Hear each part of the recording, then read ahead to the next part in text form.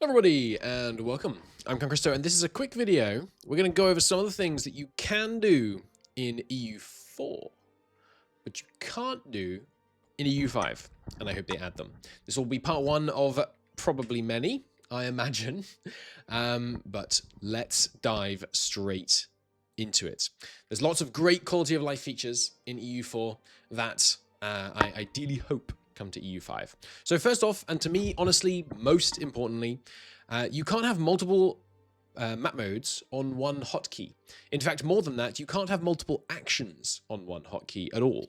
Because when you try and change your input settings, let's say I want next left window to be Q, it won't let me do that because it's already on detached damaged ship. But those two things are never going to happen at the same time. So really, you should let me have multiple hotkeys. But most importantly, for map modes, let's take a look at EU4. In EU4, they had this fantastic system whereby you could set multiple map modes to the same hotkey, and then you can cycle through them super easily. That means just using QWERT, which is the one map modes that I tended to use, you could have, what is it? What's the literal number? 1, 2, 3. Actually, I think there's no limit. Is there a limit to how many you can put on these? I'm not even sure there is. You could have a crap load of hotkeys. Now, when we go to EU5, which is a better game, in my opinion, but this is worse, you can only have one map mode in each hotkey. So across just QWERT rather, I can only have 5 map modes. What a step down for no good reason. Please, please bring that back. Lambert's done some mocking up of better ways it could look so you could have multiple displaying them. Also put it over here or maybe here so it's not quite in line with the outliner. Hopefully that gets fixed. That's one thing that you can't do in EU4. Sorry, in EU5 that you can in EU4. Number 2, when you want to convert people to your religion, you go in here, you assign a cabinet member, and you go, I'm going to convert province. We have 100% race unity at the moment. Bad example. Let me tag ot. Tag ter? Yeah.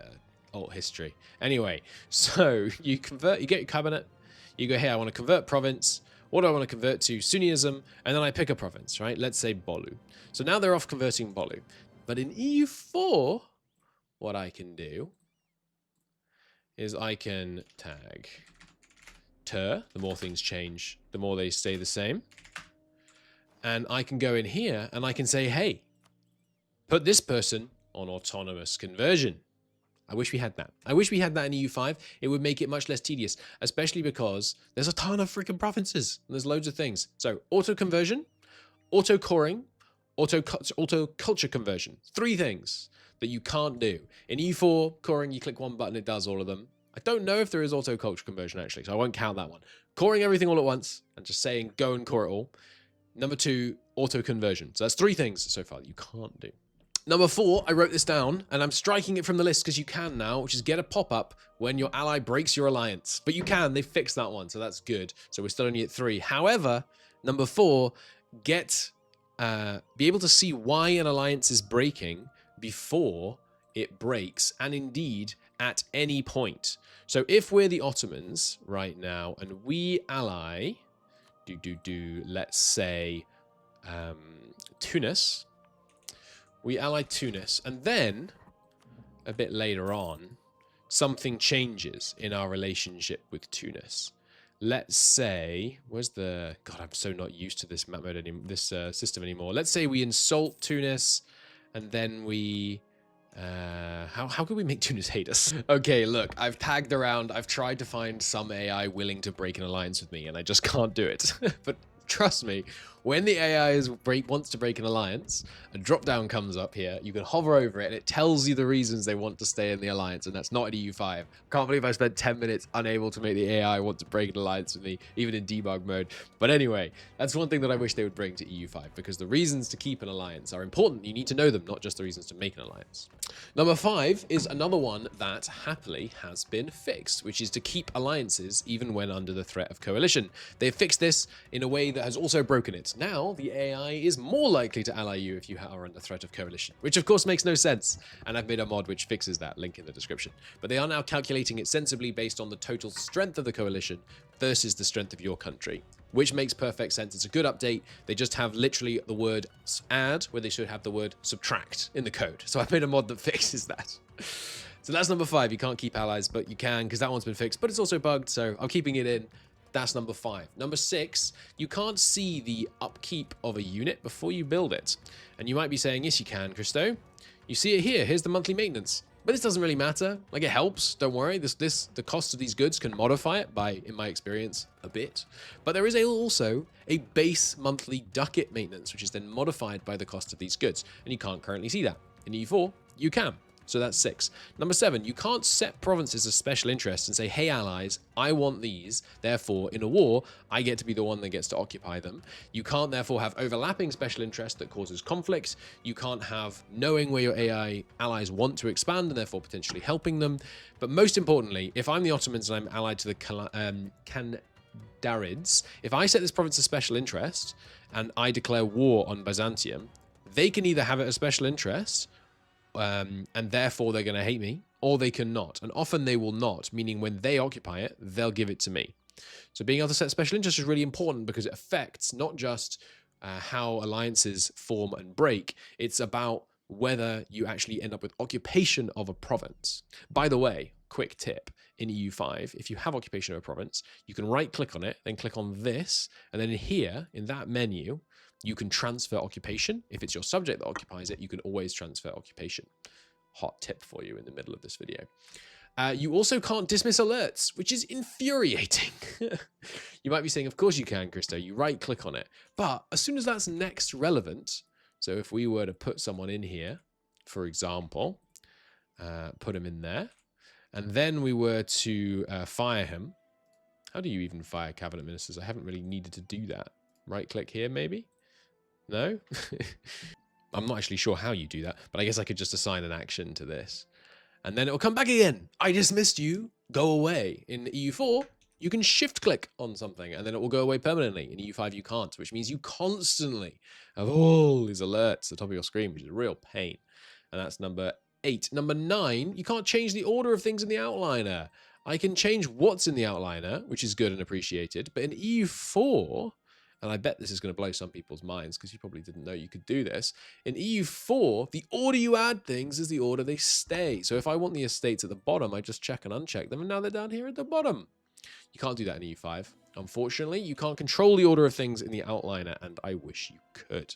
Number 10, you can't transport armies by navies if you value your sanity. So and this I think has got better, but let's say we declared war on, oh, I don't know, let's say the Romans. And I can't because I can't declare war yet, but that's fine. We can just run a month. Gosh, the game runs slow without that render trick, doesn't it? All right, declare war. Boom. And now, well, the Ottomans aren't really a good example, are they, actually? Let's tag over to Genoa, who are larger, and declare our own little war here. Raise up some naval levies and some armies. There we go. So, navies, as you probably know, vastly, vastly faster than armies. So let's say I wanted to move my this army to here. The thing that's should work and would happen in EU4 is this navy sails to here, picks them up in the port, and then goes over here. Let's see what actually happens. Transport by navy. The army, well, first off, it's just not moving. It's not even using this fleet. Maybe it's trying to use a different fleet. Which fleet are you using, game? No, this is the only navy we have. Okay, it's just not working at all in this case. Amazing. Maybe if the navy was in the sea tile, it would work. Okay, no, it's even more broken than I thought. I am hitting confirm, aren't I? Okay, well, what sometimes happens is the army walks over here, gets on the boats and goes over here. What sometimes happens is the navy stands in the sea tile, even though you own the port, and they walk onto the navy, and then they go over here. It's broken. It's bad and it's broken. In EU4, it's great and it works really well. And it prioritizes the fleet that's currently in the port, and the fleet's probably going to the port. So that's number 10. Have armies transported by navies properly. Number 11, you can't see what treaties are being broken when you make a peace deal demand. So if you're in here and you want to enforce a demand, you want to annul treaties. In EU4, you can see what the treaties are, I believe. Not merely, I believe. I am confident of it, because in here, when you hover over this, it says, Castile will annul all treaties with Austria alliance. It lists what the treaties are, which is very handy. The next thing you can't do is see river crossing penalties on the province screen. So I'm going to go from Genoa to Savona, right? Am I going to cross a river? I don't know. I can't click on here and see. If there's an army here, I can hover over the battle indicator and see. But what I want to be able to do is know where all the rivers are that flow out from around Genoa, right? That mean going from here to here will cause a penalty. It took years, actual years, to get this added to EU4. I very much hope you see it just here, in case you're unfamiliar, and it shows it nicely on the map for you. Beautiful. Hopefully it won't take years for that to get added to EU5. And last but not least, you can't see per combatant casualties. You just see it per battle, which is much less helpful, because in EU4 you can see all the battles down here. But also at this point of the screen, you can see who has taken what casualties in the war by getting it broken down here. Our side has 5,000 infantry, 5,000 of them are Ferrara. And if there were any casualties, let me just cause some. There we go. We've lost the battle. We can see that Ferrara has lost 6,000, and this will be broken down. So you can see over here, Austria's lost a certain amount, Castile, a certain amount. Being able to see who has lost the casualties is really important, and that's especially important in EU5 for things like fighting France, because what matters is how many casualties you manage to inflict on France, right? The vassals, much less important. So there's a few things that you can't do in EU5 that you could in EU4, and some of them I think are important, especially things like the hotkeys and things like that. But that's all I got so far. I've played 200 hours of EU5, and I've only got like 12 things that you can do in EU4 that you can't do in EU5. That's low. I'm sure I'm missing some, but that's low, and I find that a very, very good sign. Hope you're all enjoying EU5. Thanks for watching.